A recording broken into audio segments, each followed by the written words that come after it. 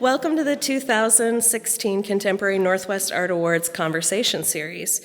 This is the second in a series of 4 talks featuring the Arlene and Harold Schnitzer Curator of Northwest Art, Bonnie Lang Malcolmson, and the award-winning artists. Be sure to come back on April 2nd when Akio Takamori and Helen O'Toole will be joining us to speak about their work, and on April 23rd when the artists of Lead Pencil Studio and Victoria Haven will be speaking as well. On behalf of the museum, I'd like to thank Bonnie for her work curating and organizing the 2016 Contemporary Northwest Art Awards exhibition. Since 2010, Bonnie has devoted her skills, knowledge, and time to the Portland Art Museum in her role as curator. At the end of June, Bonnie will be retiring from her position at the museum, and I can tell you her wonderful wit and presence will be dearly missed. Help me in welcoming Bonnie Lang Malcolmson. Thanks, Allison. It's nice to see such a great crowd on a Saturday afternoon. Thank you all for coming. And, it hasn't been any work doing this job at all because it's just such a wonderful thing to do. And I get the opportunity to work with great artists like all of the Contemporary Northwest artists have been. And this year's group is particularly wonderful. And so it's been really fun working with everybody. And I'm probably crazy because I'm going to try to be an artist myself. And I know how hard that is. So it's way harder than being a curator, I gotta tell you. It really is. It's my great pleasure. We were sort of talking about having a conversation series, and then I thought it'd be better to just have talks because having conversations is harder, but you can have a conversation with the artists afterwards and you can ask them questions afterwards. So what we're really going to do right now is I'm going to introduce Samantha Wall and Dana Lynn Lewis, and they're each going to take probably a half hour or so talking about their work and giving you a little sense of their history and how they got to where they are at the Contemporary Northwest Art Awards right now. And then I think we'll have some time to go over maybe afterwards to the galleries for a little bit, and if you want to come over and take a look at the work in person with the artists there and ask them any difficult questions you want within reason, that'd be great. So pretty much I'm going to kind of read their bios to you and tell you a little bit about them. So, and I'll also say this year I did some things a little bit differently. In the previous Northwest Art Awards, I've always written individual essays about the artists, and this time I received a couple of the artists' statements that I thought were so much better than my essays and so much smarter and really had more to say about how and why they do what they do. So I wrote a little bit longer curatorial statement and then had them all include their essays, which I really, really like. And they're each different. Some of them are longer and some are shorter. But we have our catalog for sale in our gift shop for a mere $10. And I heartily suggest, I think you get a discount too if you're a member of the museum, even better. So it costs you almost nothing. 2 cups of coffee. Buy the catalog. Thanks. Was that a hard? That was, yeah. There you go. I may go into sales after this. Anyway, let me introduce Samantha. Samantha Wall was born in Seoul, Korea, and received her BFA in studio art from the University of South Carolina in Columbia in 2001. She earned an MFA in visual studies from the Pacific Northwest College of Art in 2011, and has had solo exhibitions at the Laura Russo Gallery here in Portland, Stella Jones Gallery in New Orleans, Fairbanks Gallery at Oregon State University in Corvallis, the Art Gym at Marylhurst University, Work Sound in Portland, McMaster Gallery at the University of South Carolina, Columbia, and Olive Hyde Art Center in Fremont, California. Her work has been shown in group exhibits, and I'm just going to list some of them, including the New Orleans Museum of Art in Louisiana, Affordable Art Fair in Seattle, CUE, Q Foundation in New York, Siena Art Institute in Italy, the Tacoma Art Museum, and Disjecta here in Portland. She's been the recipient of grants, awards, and residencies, including the Contemporary Northwest Art Awards Arlene Schnitzer Prize, an Individual Artist Fellowship from the Oregon Arts Commission, the Joan Mitchell Center Residency in New Orleans, and Hallie Ford Fellowship in the Visual Arts, and a project grant from the Regional Arts and Cultural Council here in Portland. Samantha is represented by Laura Russo Gallery here in Portland. And I think I'm going to introduce you, and then when you're done talking, I'm going to come up and introduce you real quick, and then we'll have questions and answers after that. So Samantha, you're on. Thank you.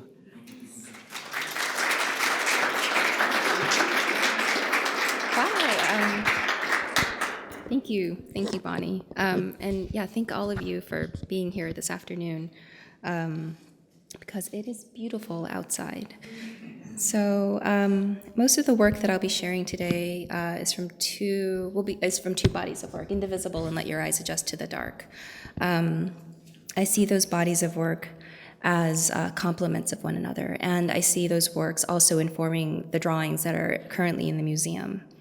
So I draw exclusively. I use digital tools, I use video and photography to gather source material, but my focus and my interest is in drawing, and so the foundation of my practice is built on that relationship. So what that means is I end up spending a lot of time thinking about what drawing means to me, because it's not just marks on paper. Drawing for me is a process through which I record, analyze, and translate. I draw to try to understand. So for me, drawing and thinking are inextricable processes. And then what happens is that the resulting drawings end up being an artifact of that process, but then also a distillation of my influences. So Indivisible is a collection of drawings of women, of multiracial women that I met here in Portland, Oregon, and also in New Orleans, where I spent a month as an artist in residence. The reason that I made that work is really pretty simple. I wanted to see more portraits of women who looked like me. I wanted to see portraits of women whose experiences that I could identify with. And so an important part of that process of making that work are the conversations that occur during the photo sessions. Those sessions may last like maybe 2 or 3 hours, and during that time I'll take 500 to maybe even 1,000 photographs. So the reason that those conversations are so important is that they help initiate an interpersonal connection. Those conversations are the reason that I feel such a bond to the women that I represent. I've always taken photographs myself, and prior to Indivisible, I was just working with friends usually. And I discovered that the most successful photo shoots were often with friends who were multiracial, that those were the photo shoots that really stuck with me. And I started to kind of question why. I grew to understand that it was the conversations that we had that revealed our shared experiences as multiracial women that really deepened that interpersonal connection between us during the photo sessions, and that connection, that realization, it affected the drawings that resulted.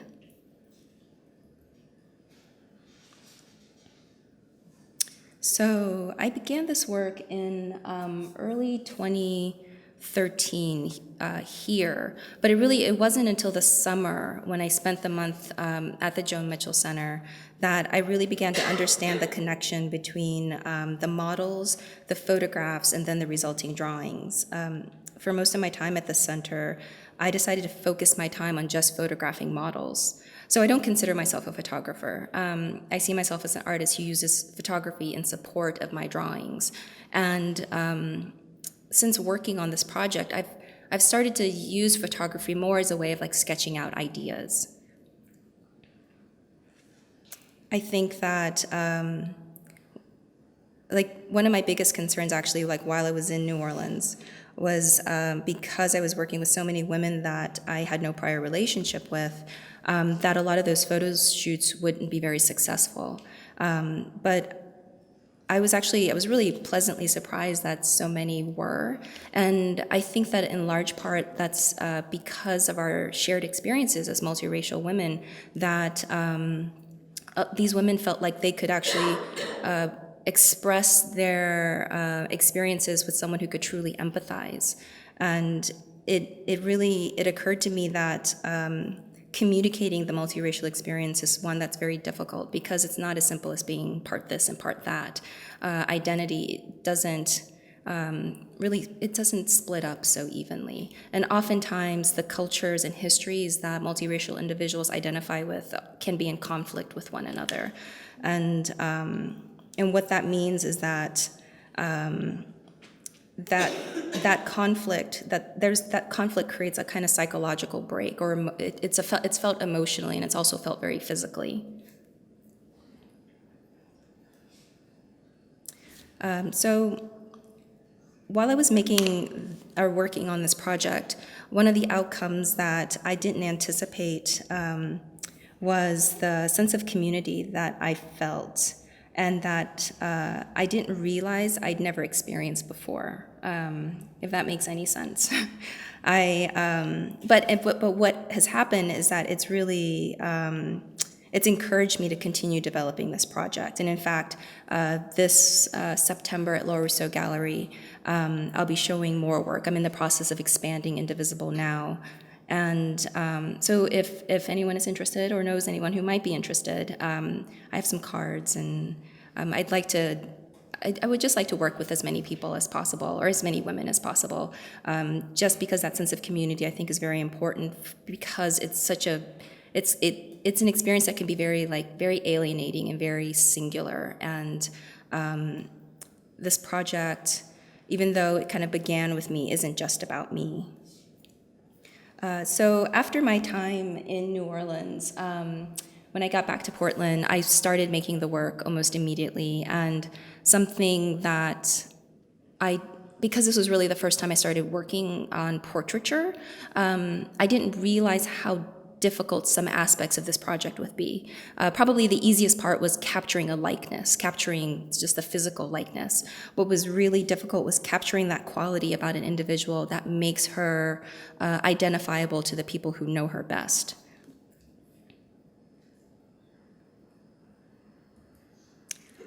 So this is a part of my process that I rarely share. When I first showed this work in November of 2013 at Ampersand, we made a book that to accompany the exhibition, and it highlights this part of my process. And so the images are barely legible. They're very small in the book, and they're also slightly blurred because it wasn't very important for me to communicate that part of it. It's really, the images were meant to provide a glimpse into my thought process. So when I'm looking at these images, and when I was doing this, I didn't know what I was doing. I was just looking for an image that I felt communicated something about that person. And you can see that there's one image extracted, and there's over 1,000 images in this shoot. And so when I was going through these images and looking for the one that captured, that was the embodiment of this person, I didn't really have the language to describe what that was. I knew I was searching for something, but I didn't know what I was searching for. So this is the portrait from that body, or from that group of images. And recently I read Roland Barthes' Camera Lucida, and he describes the concept of the air of a photographic portrait. He says it is that exorbitant thing which induces from body to soul, a kind of intractable supplement of identity. The air is an expression of truth. It is a quality that is immediately felt and recognized, yet it is also ineffable. The air is something that defies language and creates a kind of affective connection between the person represented and the viewer. And when I read that, I was like, yes, that's it. That's what happens. And it's something that it's something that you don't even know you're searching for. When you see it, you know it's there. And so when I'm looking through all of these images, I'm searching for that one that stands out in that way, but I also understand that the entirety of these images also becomes a record of the conversation. It becomes a record of the sort of the affection, the emotional exchange that occurred between the model and myself during that photo session. And so all of that, in addition to the air that is present within that single photograph and the connection, that interpersonal connection between the model and myself, is what I channel into these drawings. It's what I think kind of bring these drawings to life. So as I said, I work from photographs that I take, and I work from photographs rather than life for a few reasons. One is that I really enjoy working on several drawings at once. When I was developing these portraits, there was a point where I had maybe 8 or 9 of them in different stages of development, and they were all pretty close, and it was actually really enjoyable because when I sort of stood away from them, I really had a sense of all of these people. They felt like very different people. Like the drawings, it was kind of amazing to me because they were all my drawings. They're, techniques and marks that were very familiar to me, but they felt very distinct and very much like the people I was representing. And so my studio, which is nearly 1,000 square feet, felt very crowded. It felt like there was like my people were there with me in my space, and it was really, it was very amazing to me. And so another reason that I work from photographs is that photographs have the ability to capture facial expressions that our eyes don't necessarily detect, but that perhaps like our unconscious perceives. So Paul Ekman, he's a psychologist, and he describes these facial expressions as microexpressions. And they're these very brief, distinct moments where our bodies defy our will, and it reveals something that we're either consciously or unconsciously trying to mask. That's also something that really fascinates me. This, like how we operate through the world, how we interact with one another, the things that are visible and the things that aren't visible, and how all of those kind of sculpt who we are. So the idea that there are these like tiny little moments where something is revealed that wouldn't ordinarily be is kind of extraordinary to me. And so his research suggests, and there's several actually, Sylvan Tompkins is somebody else who's done similar research into sort of the relationship between emotion and biology, and both agree that there are a few, that there are basic human emotions, and that there are distinct correlating facial expressions, and so the significance of that is that no matter what separates us as human beings, we have the ability to communicate with one another, communicate like our interior self, something that's a little more authentic than this face. So although I'm exclusively working with women of color, these portraits are really, they're about the individual. And my motivation to make this work, it didn't come from a desire to make a political statement. It was born out of the desire to see more women who look like me represented, but then also a desire, like it came from my frustration in being unable to communicate my experiences as a woman who identifies with multiple cultures and histories, but then also as someone who feels alienated from those because of the way that I look. So this self-portrait is the last piece made for Indivisible. Then I also see it as this kind of bridge, like I see it as the first piece for Let Your Eyes Adjust to the Dark. So when I made this work, so this was in 2014, about a year had passed from my time at the Joan Mitchell Center, and I was reviewing the images that I took while I was there, and I realized that my connection to the women I'd photographed had become very distant, that my connection to them, like I had to really really strain for that connection. And I became really curious in that distance. Like, I think that distance is evidence of individual change. It it wasn't something, I felt like I couldn't shake it. Like I was really, I don't know, it's still something that I'm kind of like ruminating on. Like it's something that is very elusive in some ways. I think that our identities are constantly shaping and reshaping. I think that it's very malleable, and that it's affected by who and what surrounds us. And so there are aspects of ourselves that diminish, that kind of recede, and then other aspects that sort of replace it. And I became curious as to where those aspects grew from and where they recede to. This is an older piece. It's from 2011. It's actually part of my thesis. And in this work, I was interested in shame and how it manipulates behavior and activates the body. At that time, I was examining my own relationship to shame because I recognized that it was a little bit different than what I sort of perceived in like other people. I knew that I had sort of these two conflicting ideas of what shame is, and part of that is that the Korean sort of concept of shame it surrounds an individual. It isn't something that is held by the singular person. It affects the people that surround them. There's a responsibility to one's community and family, and so shame sort of bleeds out of the body. And the American concept of shame is very individual. It's held very closely. And also shame is one of those emotions that doesn't have a correlating facial expression. It's completely invisible. So that was something that really intrigued me. This was made just a year after, and at that time I saw emotions as something that was done to the body and existing outside of the body as like a specter or something like that. But so after making Indivisible, the shadow started to represent something more internal and something that was inextricable. And rather than the shadows kind of surrounding the body, it started to take on the shape of the body, or even starting to merge with the body.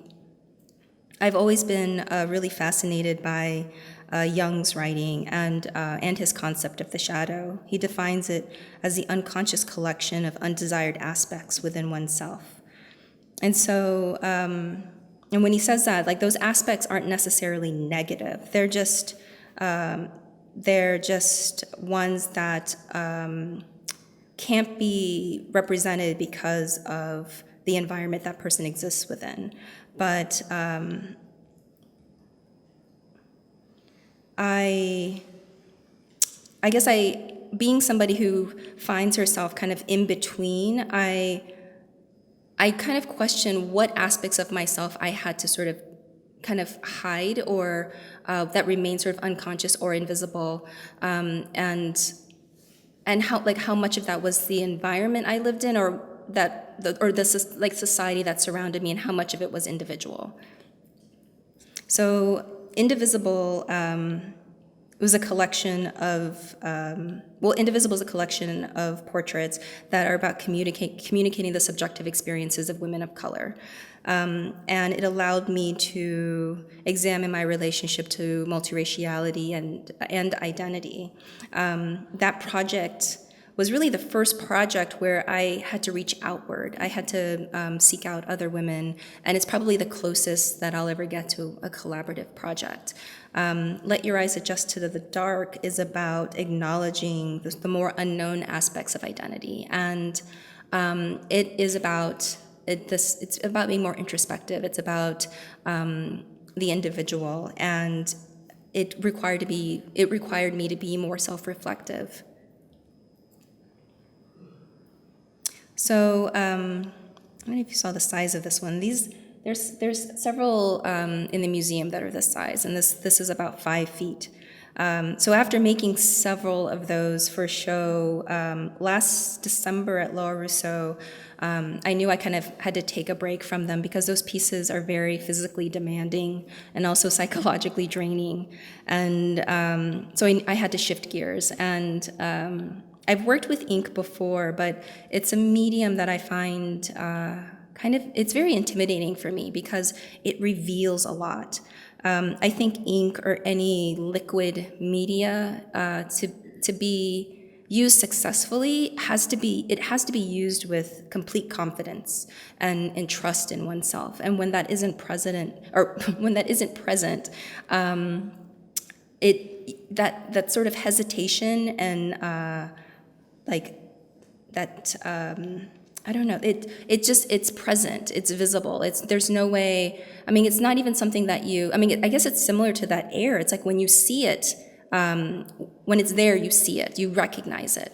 So for every one of these drawings, I think that was successful, I probably had 2 or 3 or even 4 that failed because that hesitation was present. And I'm still in the process of trying to find language to talk about it, because it really does exist outside of it. It's something that's really felt in the body, and it triggers something.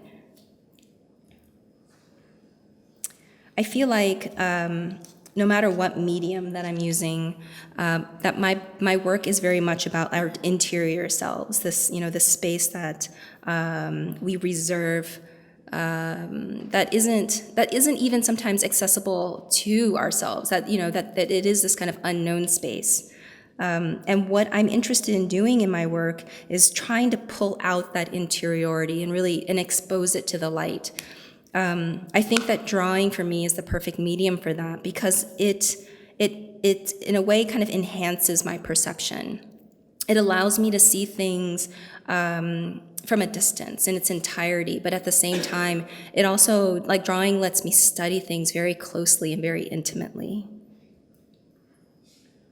In Let Your Eyes Adjust to the Dark, I'm still working with women, not all women of color, but women that I know, and I'm still using images that communicate the air of the individual. But what's different about this work is that I'm starting to question whether communicating the likeness of that person is necessary, and if maybe that air of the person is more effectively conveyed without it. I feel like I kind of sped through this. So this is the work that's currently in the museum, and it doesn't have this strange yellow background, so I'm an artist who really enjoys limiting the materials that I use. I think that I thrive in that, in having limitations, and I think that's in part because I grew up without a lot of resources. And so when I had art materials, I learned how to spread them out.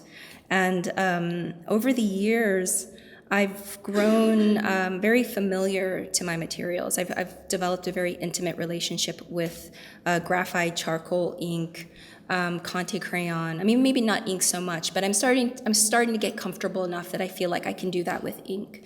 In this work, in particular, I had been using Sumi ink, and I switched to India ink because I also switched papers. And in this, I really enjoy the interaction between the paper and India ink, which was slightly different than Sumi. It's really, I think it's something that, maybe my husband wouldn't have been able to pick up on, but it was something that I noticed. And I think that's in part because of that sensitivity that I developed with my other materials. And then also, which is sort of born out of limitation. And I'm also a very indecisive person. And so when you throw a bunch of things at me, I don't decide. Or I just want it all. And I don't think that that's a great way to operate. So in these ink drawings, which I feel like is it starts to step away from Let Your Eyes Adjust to Dark a little, because I'm really letting go of the need to communicate likeness, and instead I'm emphasizing emotion. In all of the work at the museum, I'm the model. It's funny talking to some people who, friends, or just being in the space, and I think that some of the pieces there seem somewhat androgynous, and or that some feel more masculine than others, and then that kind of fascinates me. But even though I'm the model for all of the work, I don't see the work as being self-portraits. I don't see the work as being autobiographical at all. I use my experiences and my emotions to access what makes us human. I use them to sort of tap into something that we all share.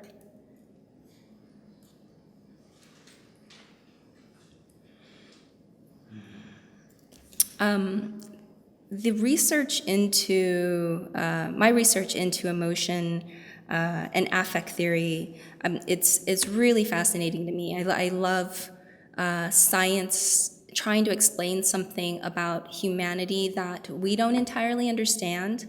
I think sometimes those theories fail a little bit because they're a little too neat and tidy, and I don't think that it explains the moments when emotions when they overlap, when they bleed into each other, when they contradict one another.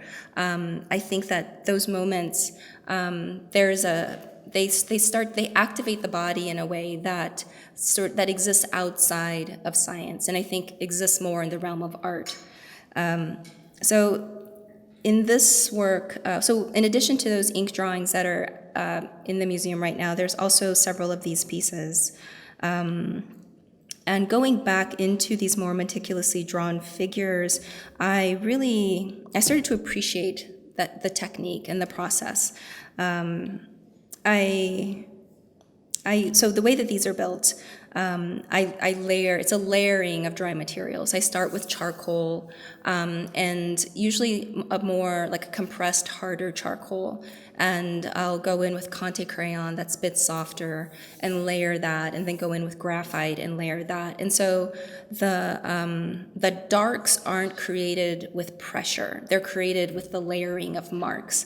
And so as you can imagine, it takes many, many hours. I have no idea how many hours. I think one of the most frequent questions I'm asked is how many hours do these pieces take? And I don't know. Sometimes they may take, some of the smaller portraits might take a week or something like that. And I think when that occurs, it's almost as if those drawings make themselves. There's something about them that was really easy to find. And that's something else about drawing that I've discovered, is that it's, not only is it a process of recording, analyzing, and translating, but it's also an act of searching for me. And when it takes a short period of time to make something, I feel like, oh, I found you quicker, that it wasn't, I didn't have to hunt for you. But then with other pieces that take me months, maybe smaller portraits, same size, 22 by 30, that could take 3 months. I think it's that those individuals may be a little more elusive and a little harder to find. And that's also when it's really beneficial for me to have many pieces going at once, because I'll move from piece to piece, and the things that I discover in one I can apply to the other, or the ones that I was kind of struggling with. And so, yeah, it's I don't know, it's a very fascinating process for me, and one that surprises me. I feel like with my work, if I don't leave opportunity for it to do things that are unexpected, then I'm not entirely sure why I would make the work. If what I have in my mind, if it's just about putting down what I envision, then I don't know if it's worth making. Got a little off topic, but so with these pieces, they take quite a bit of time to make, and that time I've discovered is necessary for the process of making them. But it's also those large stretches of time allow me to really sink into the process of drawing, and that time really it's this I feel like it's this kind of liminal space. It allows me to kind of float between conscious awareness and unconscious play. And it's a technique that encourages daydreaming. And I do a lot of I don't know, fantasizing about the work, I guess. So if you haven't picked up on it already, I'm a big fan of horror, fantasy, and science fiction. There's a point in my life where I would have been embarrassed to admit that. I mean, I think that since it was something that I've always loved, I sort of associate it with immaturity and also a wandering mind, but I don't believe that those traits are inherently bad. I don't think that they're negative. And since those elements, since science fiction, fantasy, and horror show up in my work anyway, it's, like I've grown to really accept it. A quote from one of my favorite science fiction writers, Ursula Le Guin, she says that fantasy is the language of the inner self. And in this work especially, I think that I embrace that language. I'm embracing the unknown and ugly and painful and violent along with everything else. And I think that this work speaks about my experience as a multiracial woman, as just a person, as a human, probably more than anything else I've ever made so far. That's it.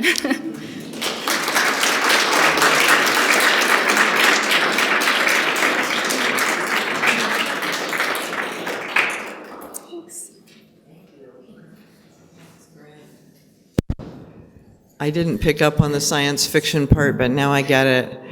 That's pretty good. Next, I'm going to introduce Dana Lynn Lewis, and then afterwards we'll do some questions with you.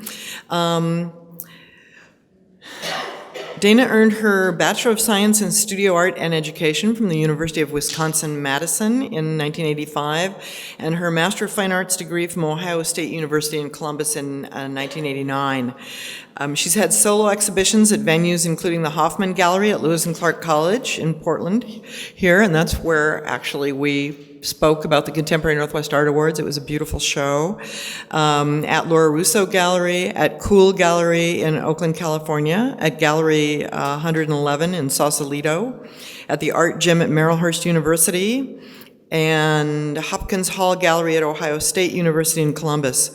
In addition to being included in numerous group exhibitions, she's received a number of awards, including a Ford Family Foundation Career Opportunity Grant, an Oregon Arts Commission Career Opportunity Grant, Individual Artist Project Grant from the Regional Arts and Culture Council here in Portland, and a Pollock Krasner Foundation Grant from the Foundation in New York. She's participated in artist in residency programs nationally and internationally, such as the Franz Mayer of Munich Glass Studio Residency, an Oregon State Hospital collaborative installation with hospital residents, the Jordan Schnitzer Printmaking Award residency at Sitka Center for Art and Ecology in Otis, Oregon, a residency at Bullseye Glass Factory, and the Museum of Glass in Tacoma. She's executed a number of public and private commissions, including at Oregon State Hospital in Junction, Oregon, TriMet Light Rail Project, Clackamas Community College, Ann Sachs, for Ann Sachs in New York, and for the Northgate Library in Seattle, and Mary Bridge Children's Hospital in Tacoma, and Dornbecker Children's Hospital here at Oregon Health Sciences University. She's also represented by Laura Russo Gallery, which sometimes seems to happen with the Contemporary Northwest Art Awards. This time, both artists are from the same gallery. So, Dana, welcome to the podium. Thank you.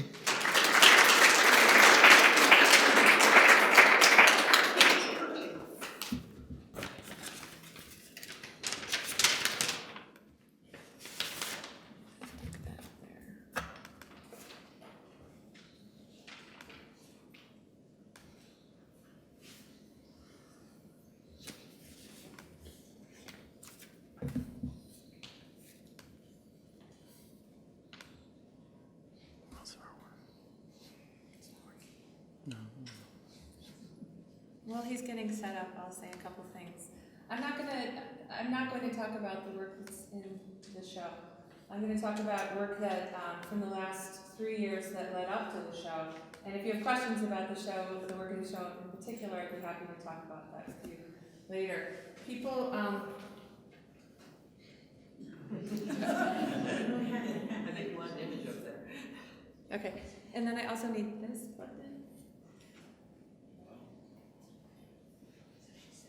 people sometimes get confused because they see my work in the public, they see my collaborations, then they see my intimate pieces, then they see work that I do with choreographers and lots of different things, and they say, well, what does she do, and how does that all come together, and how does she do all that at once?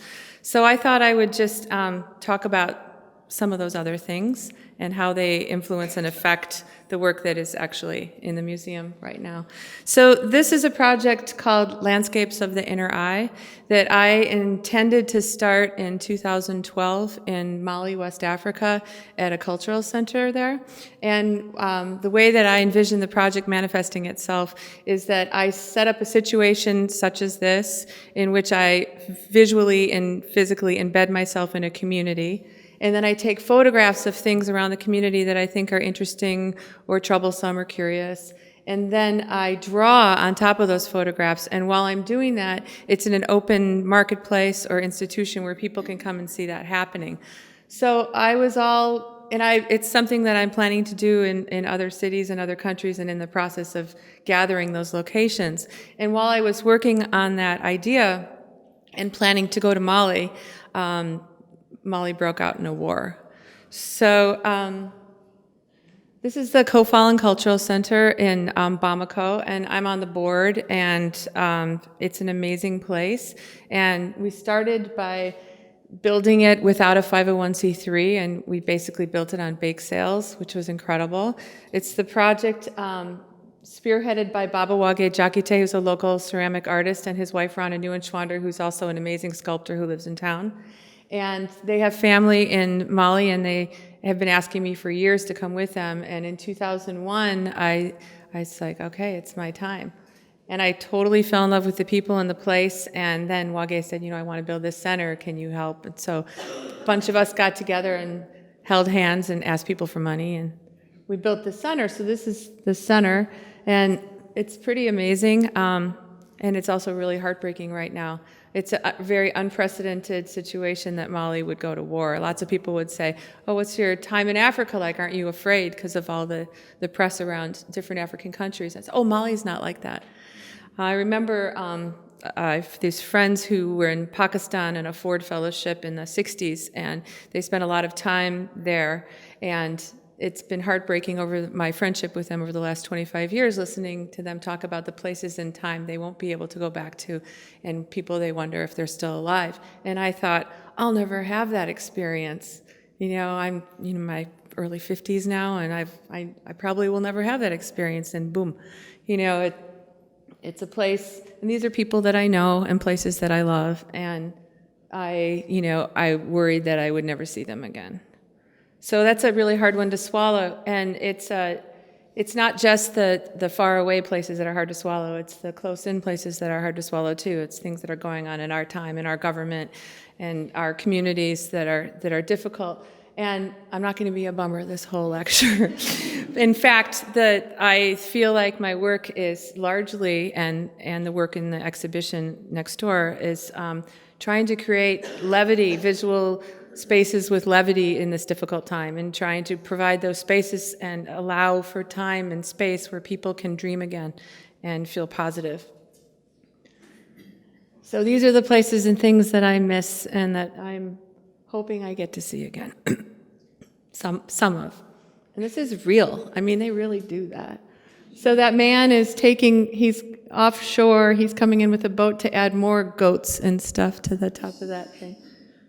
It's really lovely. This is a giant mosque. If you're interested in mud architecture, this is, I think, the largest mud architecture building in the world. It's in Jenne. It's gorgeous.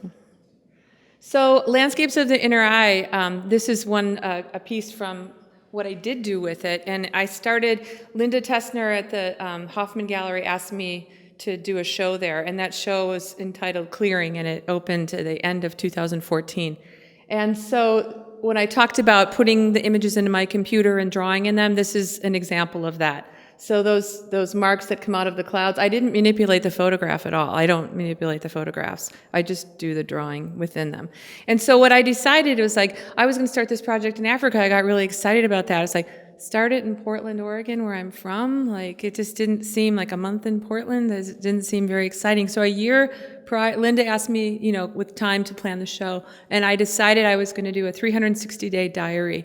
And wherever I went during that year, every day I was going to do this. So that's how the project has kicked off.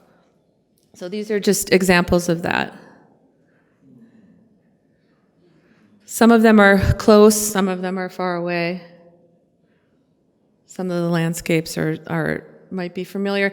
I started by doing, I knew I wasn't going to do any people. I didn't want to do any friends or animals that people would say, why aren't I included, or whatever. I didn't want to do that. I didn't want to comment very specifically. I'm an abstract artist. It's interesting listening to Samantha talk, because even though Samantha does these portraits that are very specific, or has historically, our concepts, there's a lot of overlap in it. It's really, I love Samantha. I love her work. So, but I started doing these, like sometimes I would, take a photograph of this light at a gas station or this or that. And I realized that as the year went on, I was more and more attached and more and more interested in my collaboration with nature. And a lot of my work engages nature, and I collaborate with nature. So while I was doing this project, I was asked to do a piece at the Oregon State Hospital. This is actually a sculpture at the Oregon State Hospital. And the drawings are the energy that I feel from the site or place. So this sculpture's outside of the Oregon State Psychiatric Hospital. And it's very interesting how it is there. So I was asked to do a piece, which I worked on, but I was also asked to participate in working with the patients there. And I thought, I can't work on the show at Lewis and Clark and this at the same time. There's only so much of me. So the patients had invited me to come to a little fair that they had. And the staff and patients were so committed to making this happen. I mean, every level, from people who were civil commits to people who were extremely violent, were there together having this festival activity for one day. And I thought, the people that made this happen, they're really special. I can't say no to this. So I just dug in and committed myself to being there and working with these people. And it was amazing. They taught me so much. I learned so much. And you'll see they impacted my show, and they were actually part of the show. So I decided, after talking with them for a while, that I had met a bunch of writers. There was all kinds of visual arts going on, but I had met a bunch of writers. And I said, what do you write? What are the formats for your writing? Oh, we just write ourselves, or we have a paper, and sometimes we submit things. And I said, So I went home and I thought about it. I was like, well, I want to do some writing workshops. And then I talked to this friend of mine who is Joaquin Lopez, who's a singer-songwriter in town, who's a very good friend of mine. And we're sort of like brother-sister team at times. And I thought, I wonder if Joaquin was interested in this. So anyway, I hired Joaquin, and we went into the place, and we wrote and with the patients, they wrote. And we facilitated the writing of these songs and poems and stories that they then acted out in. We were acted at a memorial ceremony for one of the patients that died. We were in those cabaret things at the hospital. The administration asked us to come talk to them because they weren't understanding, like, without a psychology degree and all this experience, how this is working. And the patients just really, it started off with like 5 patients in the room, and then they were just flooding at the door, and they were like, let me in. And so we were told that we wouldn't have more than 8 patients at a time, and by the end, in maximum security, there was 16 patients, and they were begging us to let more people in. And I said, okay, and I loved every minute of it. So this is actually the hospital in Junction City. The outside, this was what it turned into. The outside is all these words, which actually the patient selected. On the inside, you get up close and personal with more specific stories and poems that they co-wrote. So I'm going to play you some of that. I'm going to play you some of the songs that we wrote. 2 songs that we wrote. Let's see if we can get this to... Hold on, wait. Conductor. Dancing the Dandelion Dream.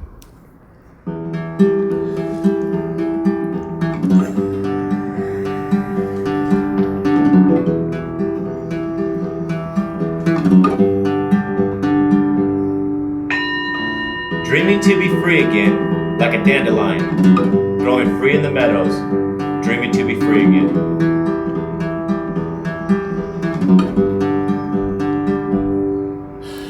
Dreaming to be free again, like a dandelion, growing free in the meadows, dreaming to be free again. We will lead the trail for many people to liberate themselves. The treaties of Congress. Every little thing that goes with Congress should be studied. Meadows inspire restoration, cycles and light. The destination is love and lightness. Love has no boundaries. Love is release. Love is release. The China rooster felt safe as he roosted in the scrub tree behind the barn. Mother Earth has many colors. Develop truth, not war.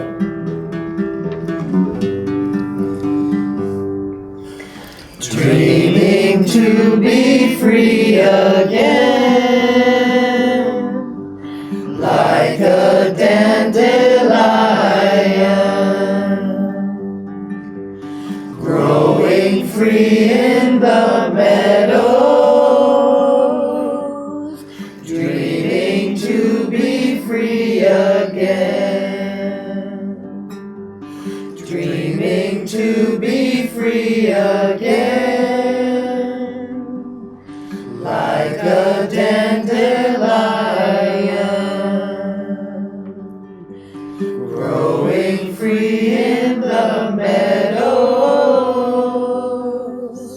dreaming to be free again, dreaming to be free again.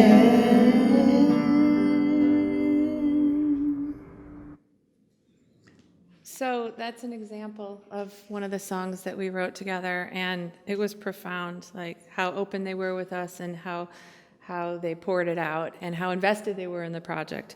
And I feel really honored that I was able to work with them and to have that experience. It was definitely an equal exchange and will last a long time in my heart. This is one day a patient came in who had many different personalities, and the night before he had gone to Egypt. And so he brought me this poem that he wrote, and I felt like it was really important to include that. So it's hard to go to the hospital to visit anybody. It's a difficult place. But what my intention was to see the humanity, to have the humanity rise above the acts in which people are there for.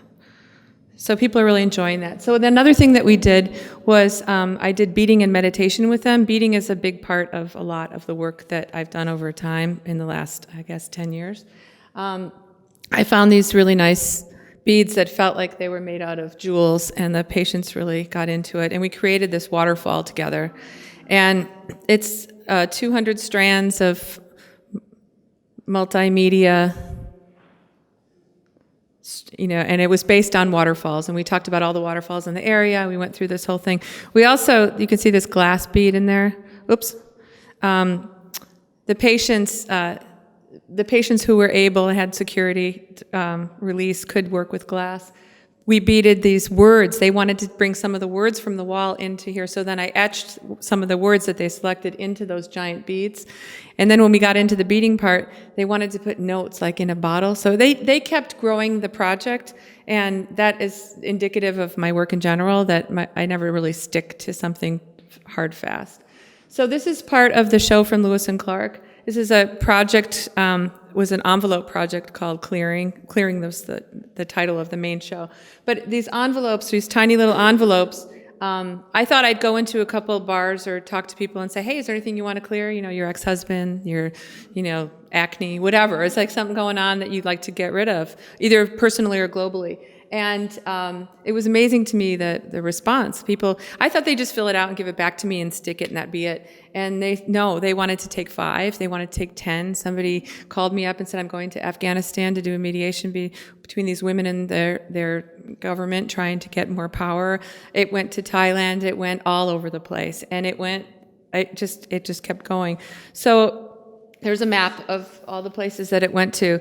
And in the end, I got over 3,000 envelopes. And people started calling me saying, because what was going to happen, I'll backstep a little bit. I made these little envelopes, and then there's a sticker thing so nobody can see what you wrote. It was never going to be about that. And then we would burn them in a ceremony. I use mica a lot in my work, and mica doesn't burn. So the idea that everybody had something, either personally or globally, they wanted to clear, burned away, but the idea that everybody had these ideas exists in the little mica circles that burned away. This was also part of the show. People sat in this room and they watched the clouds go by and they wrote their clearings. It was part of that show. This was also an example from the clearing show. And I created these stages where people could have different experiences of clearing while they were in the show.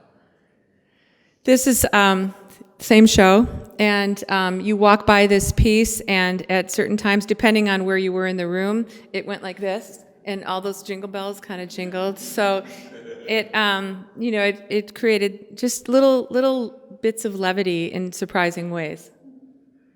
This was the first the second maybe projection that I did, a still projection. There's projection outside here as well, but I took it to a different layer when I came to the museum to do this work. This was outside of the library at Lewis and Clark. And then I invited the community to come meditate. So once a week for the 3+ months that the show was up, I had different meditation instructors come, and I instructed sometimes as well. And it started off with, again, 5 people, and then it grew to like 60 people, and people were sad that was going to end. During this same time, this show, after the show was up, I left on this residency in Germany, and this was at the Franz Mayer studio in Munich. And while I was there, I was invited there to do that. I was also working on TriMet, the public art station for the Orange Line. I was drawn to Germany. I was drawn professionally to Germany, but I didn't want to go to Germany in my heart. I grew up, my parents were Jewish. I was told Germany was bad and everything about Germany was something to be avoided. And even though I never believed that, there was something about me that I never thought about going to Germany. When I was like, oh, you've got these opportunities in Germany, it was like, ugh, like, can't we go to Italy? I don't want to go to Germany. And then I thought, wow, this is so interesting. I'm working on this big clearing project, and I have this hypocritical attitude about going to Germany. And I decided I'm just going to embrace everything about it. And instead of, which I was going to do these adjunct trips, I spent my time in Germany. And this was at the factory. And then this was some of the experiments I was doing with these incredibly generous people who gave me just free reign of this place and all these assistants. It was amazing. And then I went to Dachau. And on the weekend in between, I had 2 weeks in Munich at that place before I went off to work. And I said, the people at the studio were like, where are you going to go this weekend? There's so much to do. I said, well, I'm going to go to all these galleries and museums, and then on Sunday I'm going to go to Dachau. And they were like, oh, like, why do you want to do that? And I said, well, it's really important to me. I need to go. I have some stuff to clear over there. And then they wanted to take me. They said, Kiki Smith, we took her. And I was like, no, I think I need to go by myself. So it was good. It was hard. There's people in my family that survived Dachau. And I'm sure people close, people in my extended that didn't. But one person in particular, the stories are really embedded in my brain since I was a very little child. And it was difficult, but it was actually harder for me to think about the Germans who live in the town of Dachau, what that must be like, and how they will never live that down, no matter how hard they try. So with the patients that at the hospital and then coming to Munich and then going to Dachau, I just felt like it's not hard. Like if we dig deep enough, we can reach levels of compassion we never knew we had. And I feel really lucky that I've been able to tap into those experiences. So I came home and I burned. So we had over 200 people at the burning ceremony at Lewis and Clark. And then what exists now, this burn bowl, is full of tiny little mica circles. This is the TriMet. I'm going to run quickly now because I think I'm running quick over. This is the TriMet station, the orange line that I had been working on in Germany. This is actually animated. It has moving water. If you go by it at night, this is all the glass on that station is based on the magical return of Crystal Springs. And these happen at night 4 times a year. They change. So if you're in, that's the Bybee station. It's where Reed is, if that's your neighborhood. Or if it's not, look outside when you drive by. This was a show I had last May at Laura Russo, in which I was really having a hard time trying to maintain my own levity. And I needed this project to bead. So it was millions of beads. This is, this piece is like this big. And in addition to that, I held myself with continued my diaristic project with that. So that's an example from that. Then last summer, I did this project at the Breathe building, which is a yoga studio. Does anybody spend time there? Anybody go there? No? 50th and Sherman in Southeast.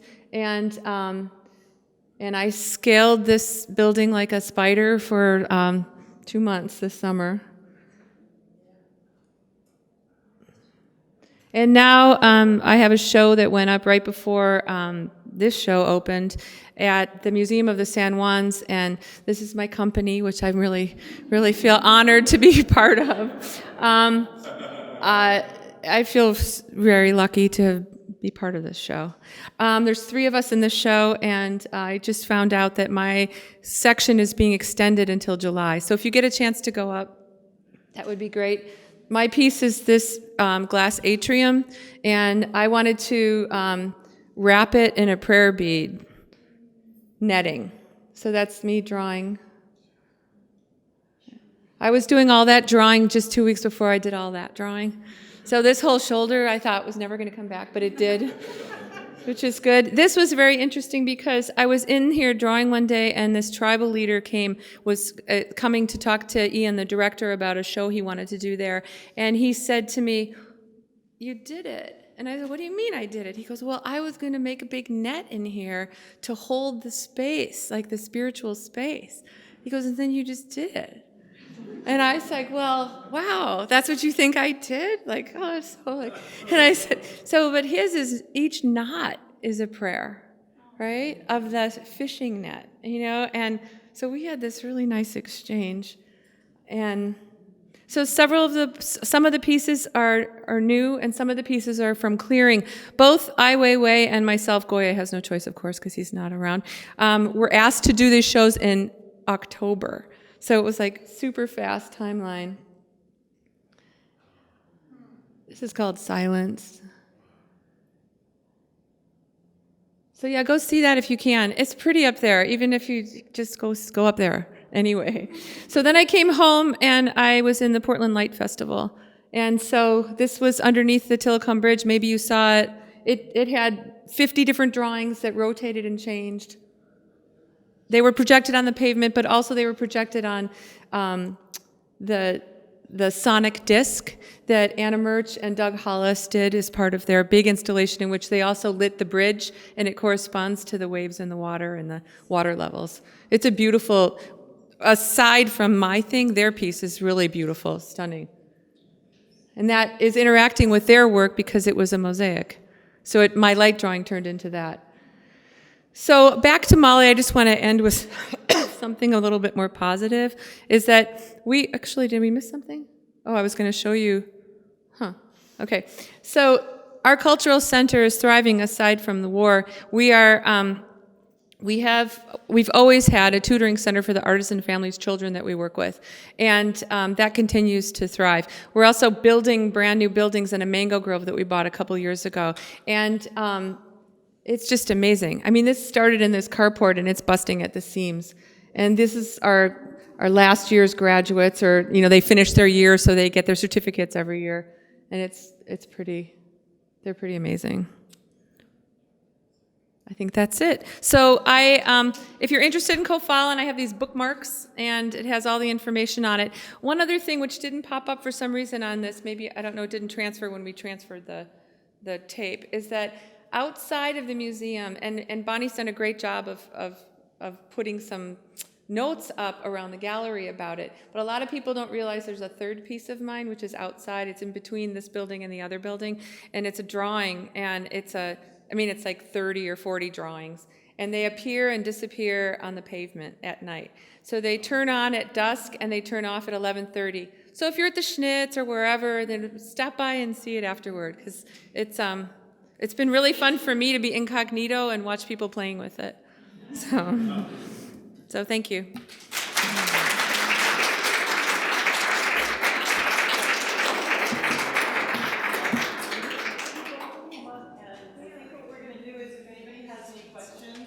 I'll just repeat your questions to either artist or both, and then you guys may have to sort of share the mic, I guess, and I'll try to not have feedback or whatever you call that. Anybody have a question?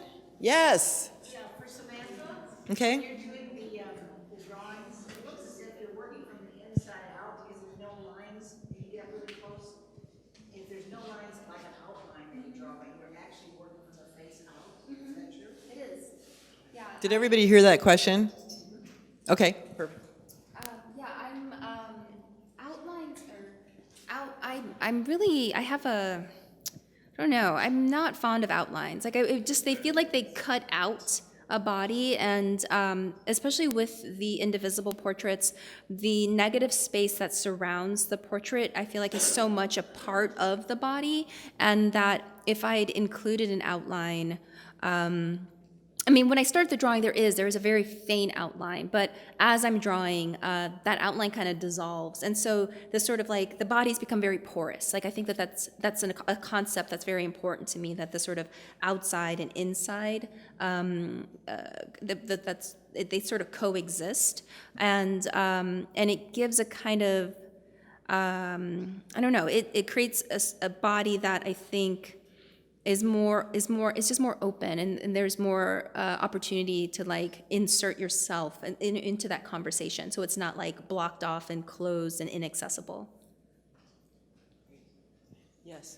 Ms. Samantha, I was noticing that your drawings of multicultural women were all young women. Was a decision to choose younger people your own age group as opposed to women who have more maturity, who have also more experience of being a multicultural?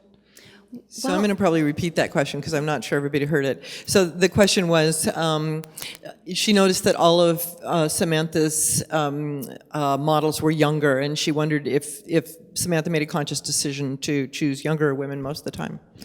So most of the women that participated were in their early 20s to maybe like mid 40s or so, and I think that might just be that's not something I did purposefully. I think it's just how I found people. When I was at the Joe Mitchell Center, they put out a call for me, and when I'm in Portland, it's just like women that I know or women that they know, and so it's just the reach that I have. I use technology to put out calls, and I know that also ends up limiting who those calls reach, which is why I asked here. But I want to include as many people as possible. And part of my process in the past, I prefer to actually work with nude models or partially nude models.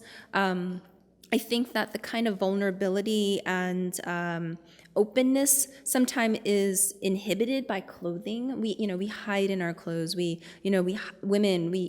becomes something that we hide behind.